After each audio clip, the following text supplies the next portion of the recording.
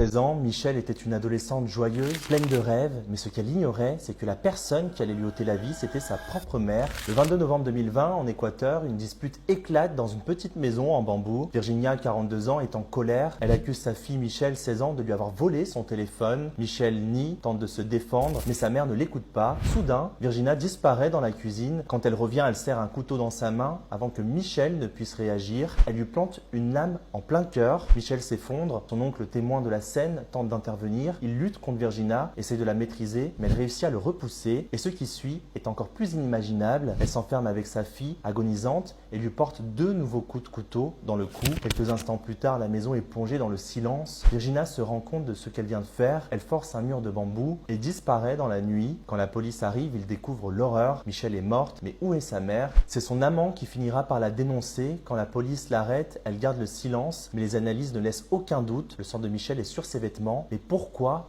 une mère tuerait-elle sa propre fille? L'histoire de Michelle est tragique. Bien avant ce soir-là, sa mère Virginia n'a jamais été un modèle. Drogue, alcool, prostitution. Elle a eu 8 enfants et ne s'est jamais occupée d'eux. Elle voyait ses propres filles comme des rivales. Michelle, elle, était tout son contraire. Une fille solaire, pleine de rêves. Elle voulait devenir médecin. Elle aimait poster des vidéos sur TikTok, partager son quotidien. Mais aux yeux de sa mère, elle représentait une menace. Virginia était jalouse. Elle ne supportait pas que Michelle reçoive l'attention des autres. Chaque garçon avec qui elle parlait devenait un problème. Chaque sourire, un affront. Et ce soir-là, sous l'effet de l'alcool, cette jalousie s'est transformée en meurtre. Lors du procès, ses avocats ont tenté de la faire passer pour irresponsable, qu'elle n'était pas consciente de ses actes, mais la justice ne s'est pas laissée manipuler. Virginia a été condamnée à 34 ans et demi de prison, mais une question reste encore sans réponse. Une mère peut-elle vraiment être jalouse de sa propre fille au point de vouloir la détruire?